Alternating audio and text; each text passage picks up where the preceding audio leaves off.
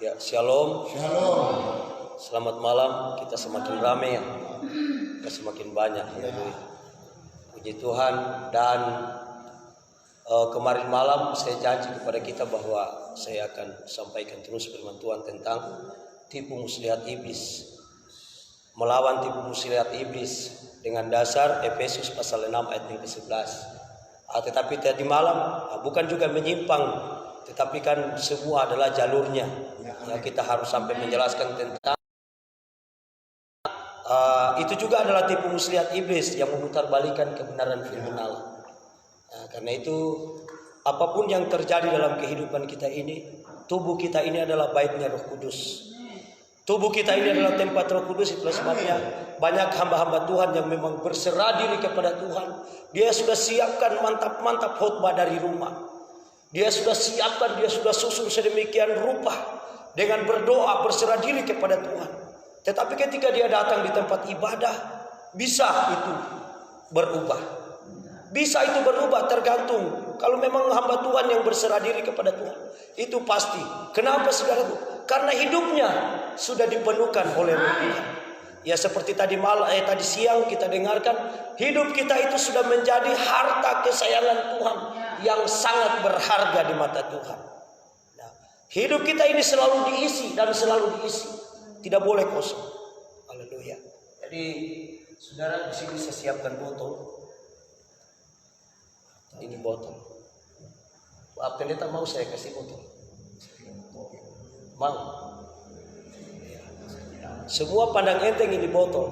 Kalau saya kasih seperti ini pasti orang tidak mau. Tetapi saudaraku, kalau ini saya isi dengan air mineral, air minum, itu di toko harganya 6.000. Ini kalau saya isi, kemudian saya minum. Tetapi kalau saya ganti isinya dengan minuman jus, tergantung jusnya. Kalau itu jus lemon mungkin 10.000. Kalau jus alpukat mungkin sampai 15.000 sampai 20.000. Kemudian dinikmati orang, diminum orang. Begitu kosong tidak ada artinya apa-apa. Tetapi coba saya isi madu. Botol ini saya isi madu. Jadi mahal harganya ini botol ini. Amin saudara. Haleluya. Bisa sampai 200.000 satu botol. Kemudian dinikmati orang. Tetapi ketika botol ini menjadi kosong, tidak ada artinya lagi apa-apa. Bagaimana kalau saya isi minyak wangi? Bagaimana kalau saya isi minyak wangi yang paling mahal di Alkitab? Nah, itu lebih mahal, bisa sampai jutaan lagi harganya saudara. Tetapi coba saya isi dengan air keruh ataupun kosong seperti ini. Saya kasih sama Bapak Ibu saudara sekalian. Pasti Bapak Ibu tidak mau ambil. Demikian diri kita ini. Kita dengarkan firman Tuhan tadi siang saudara. Diri kita ini hanyalah debu dan tanah. Tidak ada artinya apa-apa. Tetapi ingat firman Allah berkata, Dia menghembuskan rohnya ke dalam kehidupan kita. Membuat hidup kita ini sangat berharga di mata Tuhan. Menjadikan diri kita ini menjadi harta kesayangan Allah. Jadi ketika Dia memanggil kita untuk datang dalam persekutuan beribadah kepada Tuhan, ketika Dia datang, Dia meniup panggilannya untuk kita datang beribadah, berkumpul bersama-sama, saling memperingatkan satu dengan yang lain. Tetapi ada kebanyakan orang, ya kita lengah saja, ya kita biasa-biasa saja, kita santai-santai saja. Kenapa? Karena hidup kita itu kosong, tidak ada isinya apa-apa.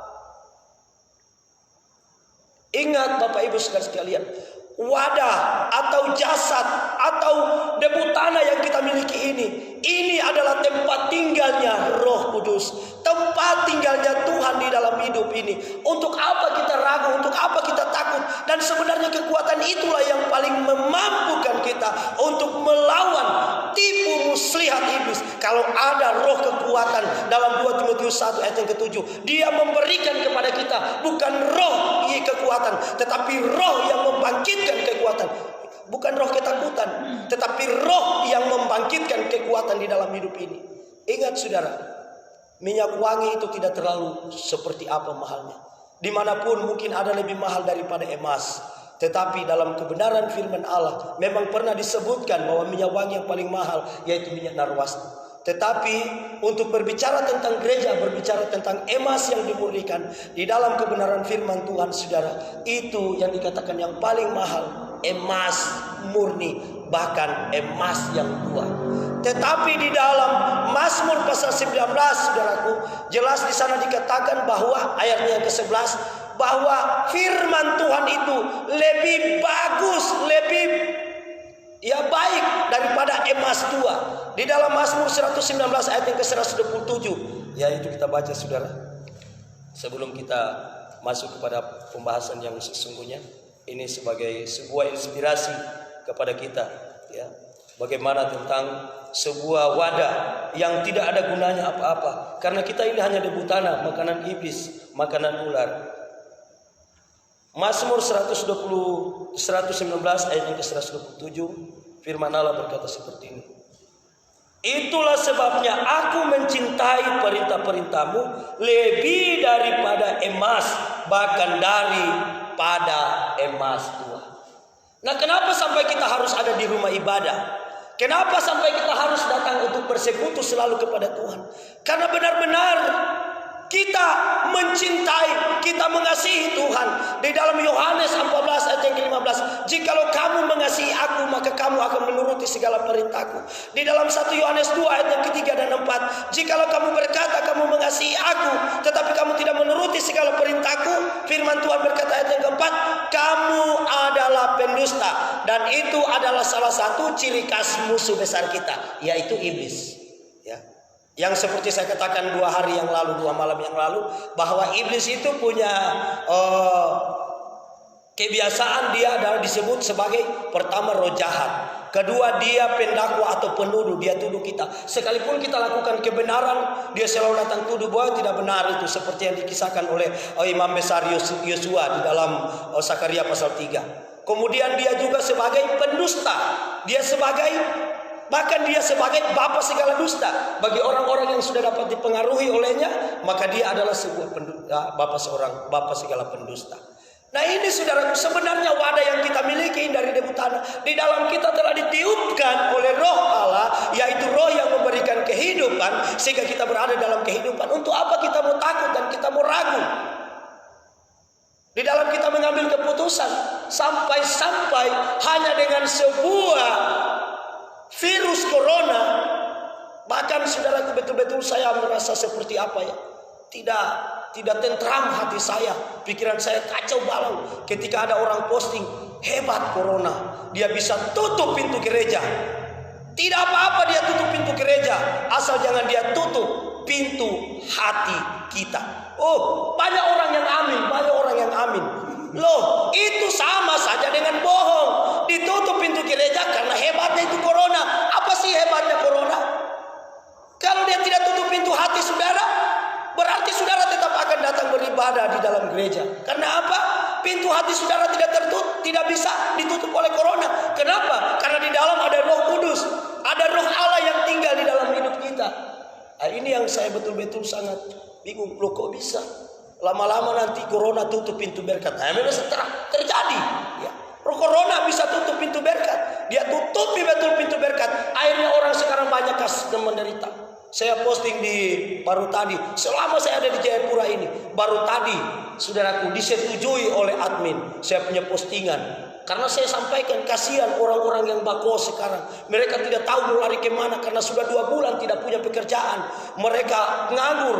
Kemudian sekalipun mungkin ada uluran tangan dari pemerintah 600.000 per bulan, mau bayar kos paling murah 800.000 mungkin 1 bulan, belum mau beli makan, belum mau beli ini, ya, belum yang setiap hari harus datang antar bayar listrik lah, bayar inilah, beli pulsa karena mau ibadah online lah, ya. Jadi saudara, situasi semua tidak tercukupi. Nah, inilah yang dikatakan kebodohan yang diciptakan oleh dunia. Sekalipun saudaraku berkata bahwa engkau pandai, engkau pintar, tetapi tidak bisa untuk mengantisipasi. Sepandai-pandainya manusia kalau tidak bertanya tentang kepada petunjuk Tuhan, kalau bukan Tuhan yang menyetujui, yang menunjukkan jalan keluar, tidak akan ada niscaya. Ya. Sebab di luar Tuhan kamu tidak akan mendapat apa-apa. Itu sudah firman Tuhan. di luar Tuhan. Akhirnya sekarang kan banyak gembala. Saya, saudaraku, sudah malam yang ke-40 ini malam. Sudah 52 kali saya sampaikan firman Tuhan. Ya. Berarti 40 kali saya sampaikan firman Tuhan yang tidak jalankan kolekte. Ya, bukan cuma karena waktu puasa juga, ibadah siang kan kita tidak jalankan kolekte.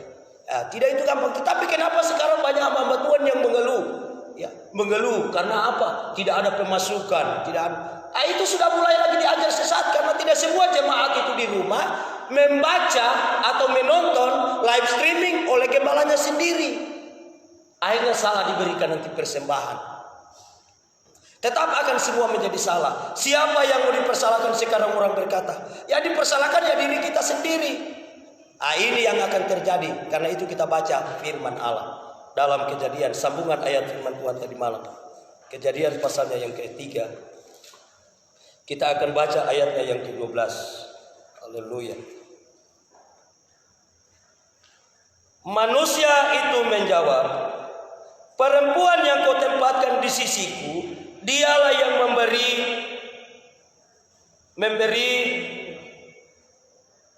dari buah pohon itu kepadaku, maka aku makan.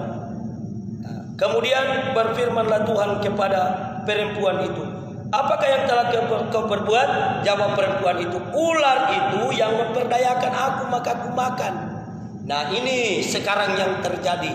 Orang bertanya, siapa di sini yang mau dipersalahkan? Ya. Di dalam keadaan atau kondisi terjadinya COVID-19 saat ini, banyak telah merubah, ya, bukan merestorasi, telah merubah dari hal yang baik menjadi daun, menjadi lebih, saudaraku, terpuruk lagi. Mengakibatkan banyak sektor-sektor semakin kendor, semakin miskin, semakin melarat. Ya, seperti yang kita dengarkan firman Tuhan tadi malam. Karena engkau telanjang, engkau miskin, engkau melarat, engkau tidak apa-apa. Kenapa? Karena engkau berbuat dosa. Dan kenapa? Engkau tidak mau mengakui dosamu. Engkau tidak mengakui kesalahanmu di hadapan Tuhan. Engkau hanya mengambing hitamkan orang. Engkau hanya menuduh orang lain yang salah. Itu yang salah, itu yang salah. Akhirnya sampai kepada corona yang salah. Tidak lama nanti begitu ditahu bahwa itu corona adalah malapetaka yang didatangkan oleh Tuhan untuk menghukum orang-orang yang tidak lagi hidup dalam kebenaran firman Allah. Akhirnya lama-lama Tuhan yang dipersalahkan. Ini peristiwa saling mempersalahkan satu dengan yang lain sudah terjadi pada manusia yang pertama di dunia ini. Dari kisah Taman Eden, Adam dan Hawa, dan juga iblis yang ada di tempat itu, yaitu ular. Saling mempersalahkan, tidak ada yang mau mengakui, oh benar saya yang salah. Tapi sebenarnya saudara Kristen, kita hanya cukup saja untuk mengaku di hadapan Tuhan. Asal engkau mengaku dengan mulutmu bahwa engkau telah berdosa di hadapan Tuhan, engkau merendahkan diri di hadapan Tuhan, pasti Tuhan akan mengampuni engkau. Tidak usah sama seperti saudaraku peristiwa Yesus di kayu salib. Ya. Apa yang dia katakan kepada orang-orang yang telah menganiaya dia? Dia berkata, Tuhan ampunilah mereka, sebab mereka tidak tahu apa yang mereka lakukan. Padahal jelas-jelas mereka telah menyiksa. Mereka telah menangkap Yesus, menyiksa dia, mendera dia. Bahkan sampai mereka seret ke kayu salib untuk disalib. Bahkan saudaraku diberikan pilihan Barnabas dengan Yesus, mana yang akan dipilih? Manusia memilih Barnabas, padahal ditahu dia adalah penjahat kelas berat. Sementara Yesus, apa kejahatan yang dia buat kepada mereka? Tidak ada. Cuma karena saudaraku pekerjaan mereka terancam karena banyak murid-muridnya Yesus yang ikut. Nah ini yang terjadi sekarang dalam gereja kita. Ya. Melihat ada hamba Tuhan yang semakin diberkati pelayanannya, bukan berkat jasmani, saya tidak pernah. Di dalam gereja saudaraku, saya sama sekali tidak suka mau berbicara tentang berkat jasmani. Karena berkat jasmani itu urusannya Tuhan, dia mau berikan sama kita. Haleluya. Kita harus hanya berbicara tentang berkat rohani. Karena di dalam Efesus 1 ayat 3, berkat rohani yang tersedia di sorga. Tinggal bagaimana caranya kita ambil. Haleluya. Cari dahulu kerajaan Allah dan kebenarannya, maka semua akan ditambahkan kepadamu. Adapun urusan semua yang akan ditambahkan kepadamu, apa itu adalah urusan Tuhan kepada kita. Bukan berarti kita tidak bisa juga meminta, ya. Tetapi di saat kita serius sama Tuhan, sungguh-sungguh sama Tuhan, kita harus memberikan haknya Tuhan. Apa itu haknya Tuhan? Berikan kepada Tuhan haknya Tuhan, maka Dia akan memberikan hak kita. Ya, Dia pasti akan memberikan kepada hak kita. Yang pertama yaitu keselamatan, yang kedua masalah harta kekayaan dan lain-lain itu. Tuhan, itu kan yang terjadi sekarang ketika melihat ada orang sudah mulai berhasil. Seperti saya datang di tempat ini, waduh, saya lihat ini pelayanan di tempat ini, melihat jemaat begitu setia. Oh, bagaimana caranya ya supaya ini Pak Pendeta ini bisa pulang ke Toraja? Saya yang datang ganti dia di sini. Haleluya. Itu ada timbul niat jahat di dalam diri kita. Kenapa? Karena kita iri hati, kita dengki, kita iri hati. Inilah yang dibuat sampai iblis itu dikatakan jago. Padahal dia tidak ada apa-apanya, tidak punya kekuatan, tetapi dia pandai, dia cerdik, kata firman Tuhan di dalam Kejadian 3 ayat 1. Ada ular yang paling cerdik loh. Kok kalau mau bicara binatang yang paling cerdik, sudah lebih cerdik itu kancil daripada dia. Lebih cerdik itu burung yang saya siaran langsung tadi malam di sana di Pastori. Dia bisa bicara. Ular mana dia mau bisa bicara sampai dia tidak bisa bicara. Itulah kehidupan sekarang. Kita tertipu, kita terintimidasi dengan kuasa iblis, yaitu rohnya yang menipu kita, yang mengintimidasi kita, yang memanipulasi kita, yang memutarbalikan perkataan firman. 1-2 Petrus 3 ayat yang ke-16. Dia putar balikan itu firman, kemudian membuat otak kita menjadi tumpul. Dan lebih parahnya lagi, kita tidak bertanya kepada kehendak Tuhan. Tuhan, apa yang harus kami buat Bapak? Kenapa? Karena hidup kita ini kosong. Yang ada di dalam diri kita hanya bagaimana supaya saya bisa ganti mobil, yang bagaimana supaya jemaatnya sana pindah semua sama saya, yang bagaimana supaya di dalam rumah saya sangat mewah kelihatannya, ya bagaimana, tanpa kita melihat kemewahan sesungguhnya yang disebutkan Tuhan, harta yang tak ternilai yang sangat berharga adanya, yaitu tubuh kita yang dipenuhi dengan firman Allah. Bahkan firman Allah dikatakan dia lebih berharga dari emas tua. Haleluya. Melakukan perintah Tuhan, jikalau benar-benar tubuh kita ini adalah tempatnya Roh Kudus, melakukan firman Tuhan, setia kepada Tuhan, datang kepada Tuhan, itulah yang paling utama dari segala-galanya. Sekalipun sudah ada emas, orang datang tawarkan emas kepada kita pada hari Minggu jam 8, saudaraku, sudah janji mau datang berikan kita emas dengan cuma-cuma. Jangankan 1 kilo, setengah kilogram saja mau dikasih sama kita. Setengah kilogram itu nilainya sudah ada 200 juta mau diberikan sama kita. Mana saudara mau pilih? Pasti kalau di dalam kita ini lebih berharga harta dunia daripada firman Allah, kita mau bilang saya mau tunggu. Akhirnya saya telepon Pak Gembala. Pak Gembala, minta maaf ya Pak Gembala, duluan saja ibadah. Apakah saya dapat pariki nanti atau tidak? Saya masih tunggu ada orang antar berkat sama saya. Setengah kilogram emas murni yang 90 kadar 90%. Haleluya. Kadar 90% itu bisa sampai 250 juta. Itu setengah kilo. Nanti saya tidak gampang Gembala pikir luar biasa dia punya perpuluhan saja, nanti itu sudah 25 juta. Haleluya. Belum nanti dia punya korban tangan, belum nanti dia punya bantuan untuk pembangunan. Memang ini dunia luar biasa, menipu kita, saling mempersalahkan satu dengan yang lain. Ya, kita lihat di dalam Yakobus 5 ayat yang ke-9. Ya, ternyata belum habis ini hari, saudara. Karena kita tidak bisa mengiring Tuhan, datang kepada Tuhan, tidak boleh juga kita memaksakan diri. Ya, kita harus datang dengan rela hati. Ya, rela hati. Sebagai teman-teman seperjuangan, teman-teman seiman, apalagi kalau kapasitas kami sebagai hamba Tuhan, itu di mana-mana harus mengajak jemaat untuk datang beribadah terus kepada Tuhan. Itu harus keharusan. Demikian juga jemaat harus saling memperingatkan untuk kita datang beribadah, sehingga di dalam Mazmur 122 ayat 1, aku sangat gembira ketika dikatakan kepadaku, ayo kita pergi ke rumah Tuhan. Itu kata Raja Daud, ya. Jadi kita harus saling mengingatkan satu dengan lain. Kita harus saling memotivasi satu dengan lain untuk tetap beribadah. Tetapi saya katakan saudara, bahwa persembahan yang kita berikan kepada Tuhan yaitu tubuh, roh, jiwa, bukan dengan bersungut-sungut, tetapi harus dengan suka hati. Kita harus berdoa di rumah Tuhan, saya akan pergi bersekutu bersama-sama dengan jemaat Tuhan yang lain dalam ibadah dengan sepenuh hati, dengan segenap jiwa, dengan tulus ikhlas Tuhan, sehingga kita bisa berkata, masuk ruang Maha Kudus dengan darah anak domba. Ku masuk dengan hati tulus. Oh, berdusta, tidak tulus. Engkau datang ibadah cuma karena datang untuk berjudi dengan Tuhan, supaya memberi 10.000 diganti jadi 100.000. Kasih perpuluhan 100.000, Tuhan ganti menjadi 1 juta. Datang berjudi dengan Tuhan. Haleluya. Apa yang diberikan tangan kananmu tidak perlu ditahu oleh tangan kirimu. Sekarang orang di dalam memberi saja sudah main shooting lagi. Haleluya. Sudah main foto-foto, disebarkan saudara. Ya, akhirnya ikut-ikut juga. Sudah khotbah, sudah ibadah di live streaming. Pembuatan sosial juga, ya memberi, ya juga di live streaming juga sekarang. Haleluya. Akhirnya ikut bersamaan, karena memang iblis tidak mau tinggal di belakang dia.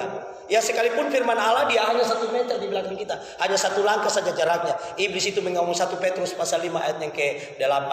Dia mengaum-ngaum ayat yang ke-7. Dia mengaum-ngaum di belakang. Ya, hanya kalau kita lengah maka dia tangkap kita, dia terkam kita. Ya, tetapi sebenarnya iblis itu berjalan sejajar dengan kita. Dia sama-sama dengan kita. Semakin kita dekat dengan Tuhan, semakin kita mau datang dengan Tuhan, mau datang merendahkan diri di hadapan Tuhan, semakin juga dia berusaha untuk mencegah kita. Ya, dia menghalangi kita. Sama seperti Yesus berkata, kamu tidak tahu bilang anak kecil ini yang mempunyai kerajaan surga, jangan kamu halang-halangi dia. Ya. Anak kecil datang apa? Dengan polos, dengan tulus hati. Mereka datang dengan sungguh-sungguh. Benar-benar mereka datang beribadah. Sekalipun pada kenyataannya pada ibadah sekolah minggu mereka sepertinya bermain-main. Tetapi mereka tidak tahu apa yang mereka lakukan. Mereka benar-benar datang di tempat ibadah. Datang sungguh-sungguh. Tulus murni mereka datang ibadah. Cuma karena kebiasaan mereka sebagai anak kecil tukang bermain dengan teman-teman sampai mereka begitu. Tetapi mereka punya datang. Coba lihat anak sekolah minggu kalau sudah hari minggu. Yang memang benar-benar anak sekolah minggu anaknya Tuhan. Ya, begitu sudah pagi dah, papa, mama, ganti saya mau pergi bageleja mama. Papa, saya mau pergi bageleja, mana saya punya baju. Itu anak sekolah minggu, mereka polos tulus. Dan siapa yang menghalang-halangi mereka? Mereka, karena mereka inilah yang punya kerajaan surga. Jangan kamu menghalang-halangi. Ya, Yakobus pasal 5 ayat yang ke-8.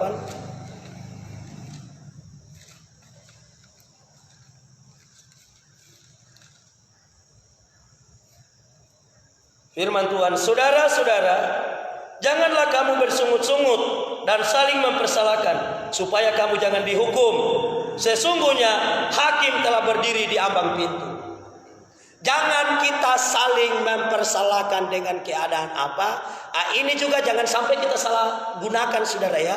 Jangan kamu saling mempersalahkan. Akhirnya ada orang yang berbuat dosa, kita sudah kasih biar. Seringkali juga ini iblis gunakan ini ayat ini untuk menipu kita. Jangan kamu saling mempersalahkan. Kamu jangan saling menghakimi. Padahal Yesus katakan kalau ada saudaramu yang berbuat dosa, tegurlah dia dengan 4 mata. Kalau dia tidak dengar, panggil 2-3 orang saksi. Tetapi kalau masih dia tidak dengar, hadapkan di muka jemaat. Kalau memang masih dia tidak dengar, serahkan sama iblis. Haleluya. Ini nanti ini bisa jadi saudaraku. Saling mempersalahkan dalam hal apa? Ya. Saling mempersalahkan dalam hal apa yang dimaksudkan oleh Tuhan, yaitu ketika kita melakukan kesalahan, kita melakukan dosa bersama-sama. Kesalahan sudah seperti ini ya, di dalam jemaat dan gembala. Aduh, gara-gara Bapak Gembala sampai ini Tuhan sudah kasih corona sama kami. Karena apa? Kami sudah tidak punya iman lagi. Kami beribadah live streaming saja, kami nonton di rumah. Ketika saya punya anak kepenuhan saya tidak tahu apakah kepenuhan roh atau kepenuhan roh iblis kah atau kepenuhan Roh Kudus, saya tidak tahu. Saya mau tumpangkan tangan, saya takut, saya tidak punya kuasa. Akhirnya dia terpapar, ya, keluar busa dari mulutnya. Siapa yang mau disalahkan? Akhirnya saling mempersalahkan antara jemaat dan gembala. Itu yang iblis suka, itu yang iblis inginkan terjadi di dalam kehidupan gereja Tuhan. Dia tidak mau dengar itu doanya Yesus. Jadikan mereka satu Bapa, sama seperti kita jadi satu dengan Engkau. Begitu juga mereka, supaya mereka tahu, dunia tahu bahwa hidup mereka adalah milik kita, milikku. Nah, ini iblis tidak mau itu terjadi, sehingga dia membuat kekacauan. Dia membuat saudaraku sebuah adu domba di dalam kehidupan kita. Akhirnya terjadilah saling mempersalahkan satu dengan yang lain. Tetapi coba kalau kita ikut aturannya Tuhan, saudaraku, ya di dalam Imamat 26 ayat yang ke-40. Imamat 26 ayat yang ke-40. Ya, ini Imamat ini jarang-jarang dibaca, saudara. Ya, kalau dari perikopnya itu Imamat 26 di sana berkat dan kutuk. Ayat yang ke-40 sampai ayatnya yang ke-12 42. Tetapi bila mereka mengakui kesalahan mereka, ini saudara janji Tuhan dia kepada kita. Tetapi bila mereka mengakui kesalahan mereka dan kesalahan nenek moyang mereka, ya berarti sekalipun kita sudah mengaku dosa kita, masih ada juga dosa turunan. Sampai Yeskiel bilang, ya aku tahu ibumu siapa, orang Amori, kau punya tali pusat belum diputus. Mereka dalam hal berubah setia yang dilakukan mereka terhadap aku, dan mengakui juga bahwa hidup mereka bertentangan dengan daku. Nah, baru ayat 40 ini saja sudah mengerikan, saudara. Betul-betul. Dengan keadaan dunia sekarang ini, kenapa? Saya baca ulang, saudara, kasih jelas. Tetapi bila mereka mengakui kesalahan mereka dan kesalahan nenek moyang mereka dalam hal berubah setia yang dilakukan mereka terhadap aku, dan mengakui juga bahwa hidup mereka bertentangan dengan aku. Ya, kita teringat lagi kepada Yeremia 10 ayat 21. Gembala-gembala sudah menjadi bodoh, tidak bertanya tentang petunjuk Tuhan.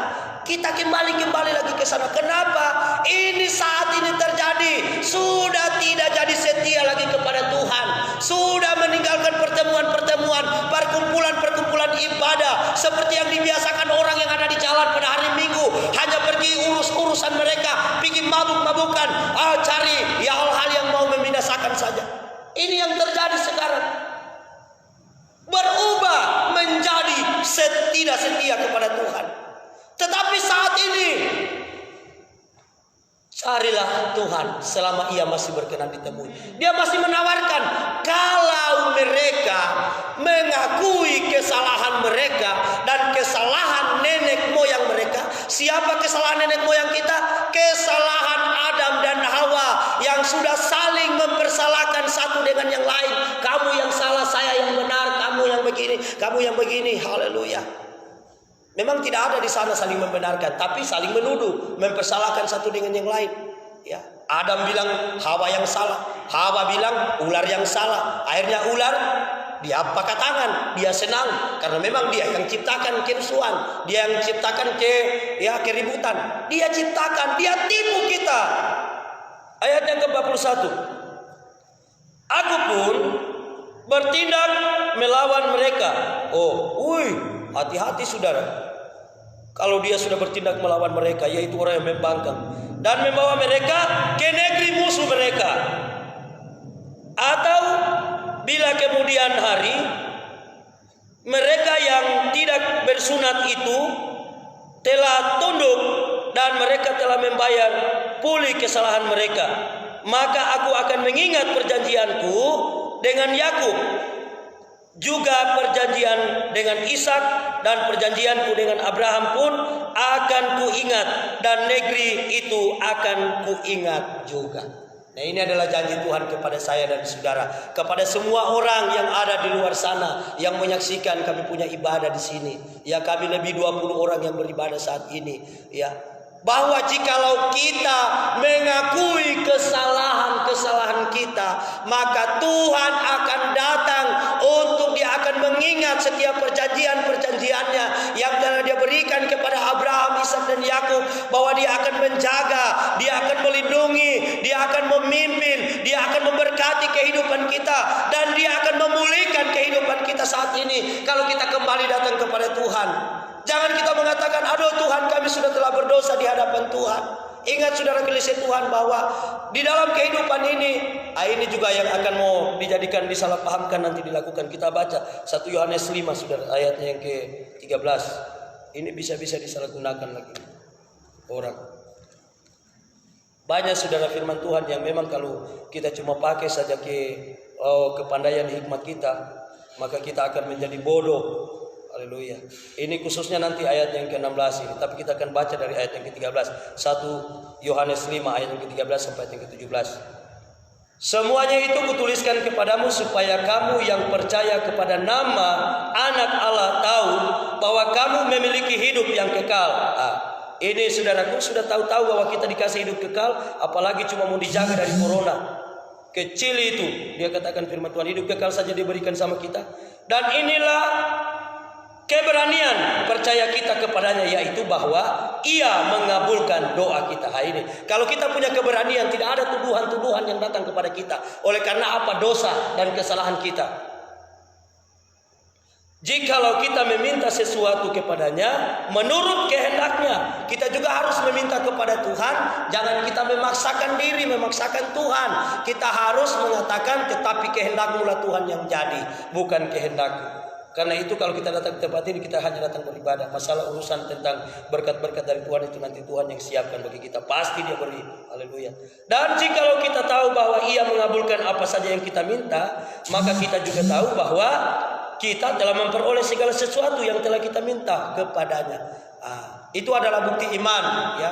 Di dalam Ibrani 11 ayat 1. Iman mengharapkan segala sesuatu yang belum dilihat, dan bukti dari segala sesuatu yang belum kita lihat, kita pegang. Ayat yang ke-8, ayat yang ke-16. Kalau ada seorang melihat saudaranya berbuat dosa, yaitu dosa yang tidak mendatangkan maut, hendaklah ia berdoa kepada Allah, dan Dia akan memberikan hidup kepadanya, yaitu mereka yang berbuat dosa yang tidak mendatangkan maut. Ada dosa yang mendatangkan maut. Tentang itu tidak kukatakan bahwa ia harus berdoa. Nah, ini yang seringkali kalau kita baca sepintas selalu saudara kita bingung. Berarti ada dosa yang tidak mendatangkan maut, ya. Sehingga orang bebas berbuat dosa. Mereka ambilkan contoh seperti Daud dalam perjalanannya ketika dia lapar, dia harus mengambil makanan yang seperti ini, ya. Ini yang seringkali disalahgunakan oleh hamba-hamba Tuhan, dan paling banyak para penginjil mengatakan bahwa dosa yang mendatangkan maut dan dosa yang tidak mendatangkan maut. Berarti dalam hal ini memberi peluang kepada kita untuk bebas berbuat dosa. Apa sebenarnya dosa yang tidak mendatangkan maut? Itulah sebabnya dikatakan di sana, jikalau kamu melihat. Kita melihat dengan apa? Bukan kita melihat dengan mata jasmani kita. Kita sebagai hamba Tuhan yang diurapi oleh Tuhan bisa melihat orang yang benar-benar mau mengakui dosa dan kesalahannya. Maka orang itulah yang harus kita doakan supaya dia meninggalkan dosanya. Bukan berarti saudaraku kita sembarang saja untuk berdoa untuk orang yang mau datang bertobat. Kita tahu kita diberikan roh untuk bisa menilai orang ini. Nanti habis dia bertobat sebentar lagi keluar dari gereja, dia pergi buat lagi. Untuk apa doakan orang seperti itu? Biarlah dia binasa. Dosa apa yang tidak mendatangkan maut? Jelas-jelas dikatakan di dalam pasalnya yang ke-17, yaitu semua kejahatan adalah dosa, tetapi ada dosa yang tidak mendatangkan maut. Apa itu dosa yang tidak mendatangkan maut? Yaitu dosa yang diakui dengan sungguh-sungguh di hadapan Tuhan, seperti yang dinubuatkan oleh Nabi Yesaya di dalam Yesaya 1 ayat yang ke-18. Sekalipun dosamu merah seperti kermisi, akan menjadi putih seperti bulu domba. Sekalipun dosamu merah seperti kain kesumba, akan menjadi putih seperti salju. Itu adalah janji Tuhan. Tidak ada dosa yang tidak mendatangkan maut. Semua dosa yang ada di bawah kolong langit ini, apapun itu dosa, itu tetap mendatangkan maut. Sampai ada firman Tuhan berkata, dosa diampuni tetapi kesalahannya tetap ada hukuman. Tetapi dia harus tetap ada hukuman. Dia tetap harus dihukum seperti Raja Daud, ya. Dia minta ampun di hadapan Tuhan. Dia minta supaya diampuni dosanya. Tetapi dia punya kesalahan itu tetap dihukum. Dosa apa yang tidak mendatangkan maut sih? Kalau kita mau mengatakan saudaraku bahwa ada dosa yang tidak mendatangkan maut, oh berarti bisa kita lakukan itu. Seperti ada orang, contohkan saudara, seperti ada orang yang datang lari Dikejar-kejar dia. Kemudian dia datang di rumah pastori, datang minta tolong, Pak Gembala tolong sembunyikan saya di mana? Saya mau bersembunyi. Ada orang yang kejar, mereka akan aniaya saya. Akhirnya kita tanpa kita tanya kenapa sebenarnya, kenapa? Karena sudah terdesak, akhirnya kita sembunyi. Itu seringkali orang katakan, itu tidak berbuat dosa itu. Itu dosa tidak mendatangkan maut karena kita dilindungi. Bagaimana kalau dia buat kejahatan engkau lindungi, engkau sembunyi di situ? Tetapi sebenarnya seharusnya orang yang seperti itu datang, kita cerita, kita dulu apa sebenarnya tentang masalah orang yang mendatangkan aniaya. Nanti saya hadapi. Karena apa? Saya hamba Tuhan, pasti bisa selesaikan dengan iman. Tetapi kan itu yang kita jadikan, itu dosa tidak, karena kita melindungi. Tetap kalau orang itu datang oleh karena kesalahan dia lari, itu tetap dosa dan dosa itu. Tetapi dosa yang dimaksud sebenarnya yaitu dosa, sekalipun dosamu merah seperti kain kemisi akan menjadi putih seperti salju, dan sekalipun dosamu merah seperti kain kesumba akan menjadi putih seperti bulu domba. Itu ketika kita datang, saudaraku, mengaku di hadapan Tuhan. Kita dengarkan tadi firman Tuhan pada siang tadi, yaitu di dalam Yesaya pasal 43 ya, ayatnya yang keberapa tadi, bahwa aku memberikan manusia untuk ganti nyawamu. Siapa manusia? Yaitu Yesus Kristus. Jelas-jelas di dalam Yohanes 5 ayat yang ke-24, kita telah berpindah dari dalam maut menuju ke dalam hidup ya. Kita baca ayat terakhir, saudara ya. Harus dibaca, jangan dihafal. Yohanes 5 ayat yang ke-24. Siapa tahu ada lagi pengertian di sana diberikan sama kita. Aku berkata kepadamu, sesungguhnya barang siapa mendengar perkataanku yang dikatakan oleh Mazmur 119 ayat 127 tadi, dia lebih baik daripada emas, bahkan emas tua. Mendengar perkataanku dan percaya kepada dia yang mengutus aku, ia mempunyai hidup yang kekal dan tidak turut dihukum. Sebab ia sudah pindah dari dalam maut ke dalam hidup. Amin, saudara. Ini adalah jaminan bagi kita. Jikalau kita menuruti segala perintahnya dan percaya kepada Dia yang mengutus Tuhan, yang mengutus Yesus ke dunia. Ada juga yang berkata yang mengutus aku, yang percaya kepadaku, yang diutus oleh Bapakku yang di sorga. Itu sama, karena Bapa dan Yesus itu adalah sama. Ketiganya adalah Esa. Itulah suara yang berseru yang saya katakan tadi siang. Aku mengutus aku. Akulah aku yang mengutus aku kepadamu. Ya, itu adalah 3 pribadi di dalam 1 Yohanes 5 ayat yang ke-7. Ya, jelas di sana ada 3 kesaksian, yaitu Bapa, Firman dan Roh. Kalau di dalam kitab TSI itu di sana yaitu ruh, darah dan air. Ya, ruh, darah dan air. Yaitu sedikit akan berbeda. Tetapi tetap ada 3 kesaksian juga bagi mereka. Nah, ini saudaraku, bahwa kalau kita sungguh-sungguh datang mengaku di hadapan Tuhan, maka itulah dosa yang tidak mendatangkan maut. Kita mengakui kesalahan kita, jangan seperti Adam dan Hawa dan ular, saling mempersalahkan satu dengan yang lain. Sebelum itu terjadi dalam diri kita, kalau kita cuma saling mengingatkan satu dengan yang lain, itu wajar. Pak Gembala ingatkan jemaatnya, ya, kemudian jemaatnya juga sekalipun biasa dengan bercanda ingatkan gembalanya, ya, seperti ini mungkin sudah ada keliru, ya, tetapi jangan, saudaraku, kita menegur gembala, tidak boleh. Ya, mereka itu adalah hamba Tuhan, urusan mereka itu. Kalau mereka mengajarkan yang tidak benar, tidak mungkin kita mau terima juga kalau yang tidak benar. Tetapi masalah urusannya, dia berurusan dengan Tuhan dalam hal pengajaran. Kalau sesat, dia akan tersesat. Haleluya. Tetapi kita sebagai umat Tuhan yang dibaharui, jangan sampai kita tersesat. Pasti kalau jemaat Tuhan rohani, kalau ada gembala yang mau datang ajar-ajar sesat, saudaraku, pasti itu tidak lama itu gembala out. Bukan out mau kemana, saudara, Tuhan singkirkan hidupnya. Tetapi kalau sudah gembala dengan sudah jemaat sama-sama sesat, aduh, itulah pemimpin buta memimpin orang buta, akhirnya menuju ke lubang, menuju kepada maut. Nah, jadi kita berserah kepada Tuhan, saudara. Mari, jangan kita saling mempersalahkan satu dengan yang lain, tetapi kita saling mengingatkan satu dengan yang lain dengan kasih Kristus. Maka ketika kita saling mengingatkan satu dengan yang lain, kita datang di tempat ini, jangan kita datang karena memaksakan diri, tetapi kita datang dengan tulus hati menghadap hadirat Allah. Maka pasti kita akan diberkati. Karena apa? Pasti kita telah berpindah dari dalam maut ke dalam hidup. 1 Yohanes pasalnya yang kelima juga, di sana jelas dikatakan, saudaraku, kita berpindah dari 1 Yohanes 3 ayat yang ke-14, bukan 1 Yohanes 5, 1 Yohanes 3 ayat yang ke-14 dan 15, kita berpindah oleh karena kita mengasihi sesama manusia. Kalau kita tidak mengasihi sesama manusia, kita disebut sebagai pembunuh manusia.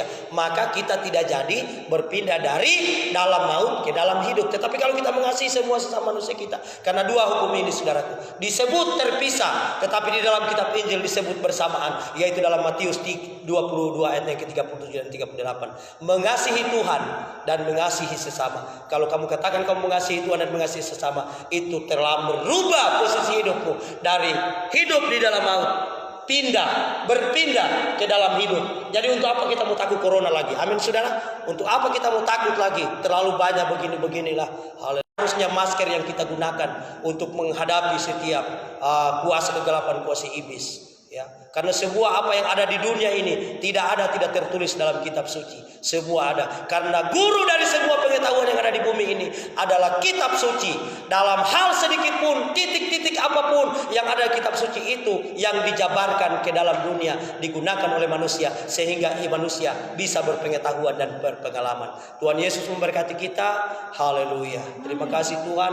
Ini firman yang kami sempat dengarkan pada malam hari ini. Besok kami akan lanjut pada ayat yang ke-14, 15, ayat 16 dan 17. Haleluya. Tuhan Yesus memberkati kami dalam nama Tuhan Yesus Kristus. Haleluya. Amin.